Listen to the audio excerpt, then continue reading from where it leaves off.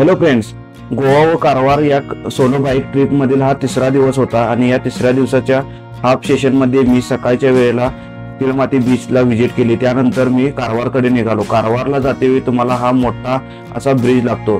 या ब्रिजच्या उजव्या बाजूला अरेबियन सी आहे तर डाव्या बाजूला काली रिव्हर आहे। कारवार हे कोस्टल कर्नाटकाच्या वेस्ट बँकवरील सर्वात मोठ्या शहरापैकी एक आहे।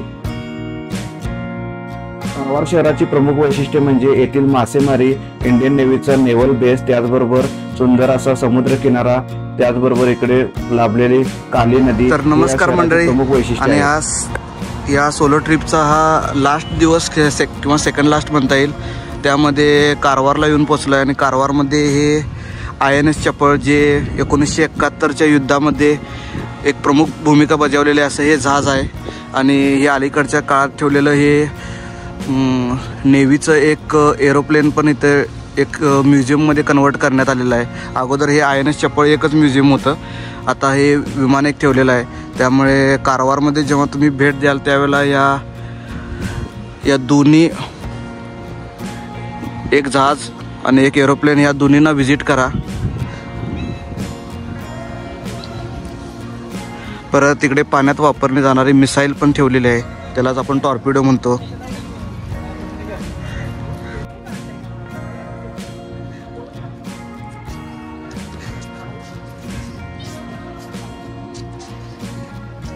येथे व्हिडिओमध्ये बघू शकता की INS चपळचे जे प्रोपेलर आहेत त्याचा हा भाग आहे खालचा बाजूचा, आणि हे नेव्हीचं असं एरोप्लेन होतं की हे युद्धाच्या वेळेला याच्यातून बॉम्ब वगैरे फेकले जायचे, परत सैनिकांना घेऊन जाण्यासाठी पण याचा, आणि मेन म्हणजे याचा सर्व्हिलन्स म्हणून उपयोग होत होता। कारण तुम्ही पुढच्या बाजूला बघू शकताय, प्लेनच्या पुढच्या बाजूला असं हे सेन्सर वगैरे होते, म्हणजे जे दुश्मनी विमान समोर नेणारे याची सर्वांची ते आढावा घेऊन अगोदरच सैनिकांना इन्फॉर्मेशन देत होतं। हे इंडियन नेव्हीचं वर्क कसं चालतं त्याच्याबद्दलचं एक साइन बोर्ड आहे, ज्याच्यामध्ये विविध प्रात्यक्षिक आणि त्यांच्या ॲक्टिव्हिटी फोटोद्वारे रिप्रेझेंट केलेल्या आहेत।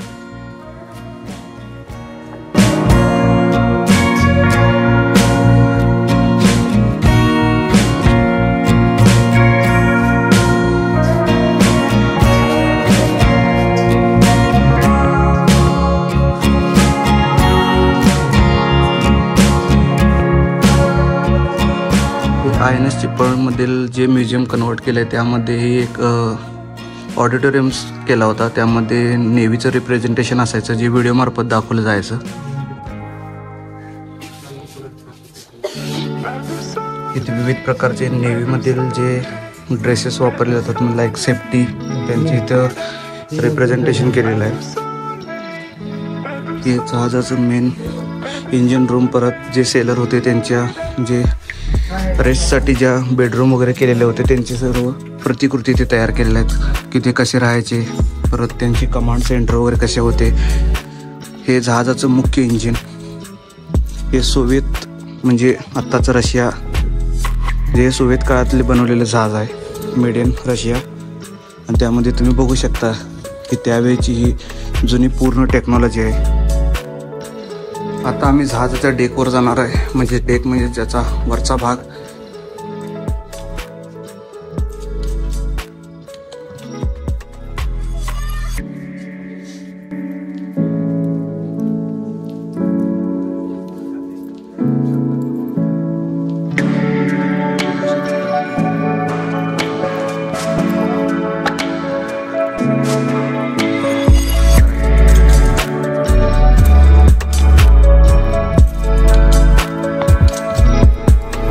हे मिसाईल सिस्टम, ज्याच्यातून इथून हवेतील टार्गेट किंवा समुद्रातील पनडुबी मारण्यासाठी पण इथून मिसाईलची फायर केली जायची। ती एअरक्राफ्ट गन, ज्याचा वापर दुश्मन विमानं असायची त्यांना खाली पाडण्यासाठी किंवा समोरच्या बोटीवर अटॅक करण्यासाठी सुद्धा केला जायचा। पाहू शकता की कारवार बीच, हे मी सकाळी सांगितलं होतं, हे कुरुमगड आयलँड समोर पाहता येते, आणि माझ्या डाव्या साईडला हा कारवार जवळचा सर्वात मोठा डोंगर आणि जंगल, आणि हा NH 17 म्हणजेच मुंबई कोचीन हायवे जो अलीकडेच बनलाय. हे जे मी मगाशी खालून दाखवलं होतं ते विमान एकदम भव्य दिव्य आहे आणि इकडे आणून त्याचं एक म्युझियम मध्ये कन्वर्ट केलेलं आहे, जेणेकरून इकडे जे पर्यटक येतील किंवा या भागाला कोण भेट देणारे लोक असतील त्यांनी या म्युझियमचा लाभ घ्यावा यासाठी जिकडे हे 2 म्युझियम तयार केलेले आहेत. मी आता कारवार बीचवर आलेला आहे. जवळजवळ 3-3.5 किलोमीटरचा पसरलेला हा या भागातील सर्वात मोठा बीच आहे. याला रवींद्रनाथ टागोर बीच म्हणतात. या कोपऱ्यात कारवार पोर्ट आहे. नॅचरल पोर्ट पैकी एक मुंबई नंतरचं आपल्या पश्चिम भागातील हे दुसरे पोर्ट आहे की त्याची खोली नॅचरली खूप डीप असल्यामुळे ब्रिटिश कालखंडापासून त्याची इकडे उपयोग केला जायचा व्यापारासाठी. या डोंगराच्या पलीकडच्या बाजूला इंडियन नेव्हीचा बेस आहे, जो आशिया खंडातील सर्वात मोठा बेस आहे. त्याला कारवार नेव्हल बेस किंवा कदंबा नेव्हल बेस म्हणतात. हे समोरच्या बाजूला कुरुमगड, हे मी सकाळपासून 2 ते 3 वेळा सांगितलेलं आहे की हे आयलँड आहे त्याच्यावर कुरुमगड त्याला म्हणतात. त्याची देवीची जत्रा होते, त्यासाठी भरपूर लोक इकडून बोटीने प्रवास करतात.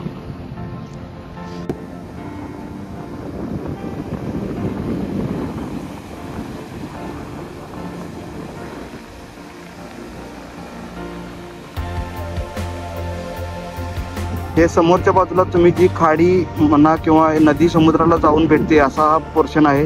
मोठं विस्तीर्ण असं नदीचं पात्र आहे.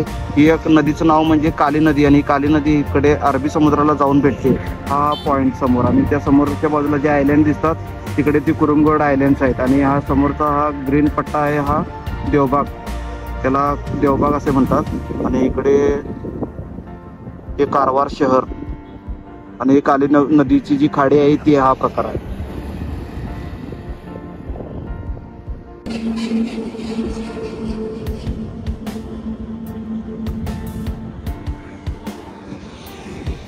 कारवार मधील रॉक गार्डन आहे, हे पण तुम्ही बघू शकता.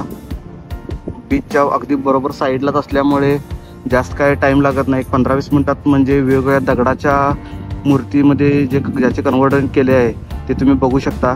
विविध आकारामध्ये ह्या दगडांना कन्वर्ट केलेलं आहे.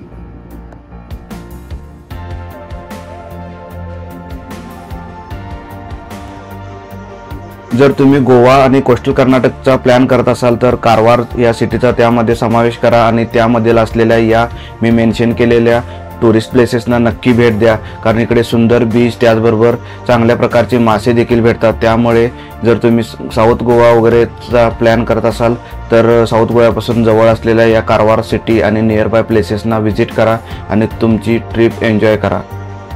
माझ्या चॅनलला सबस्क्राईब करायला विसरू नका. धन्यवाद.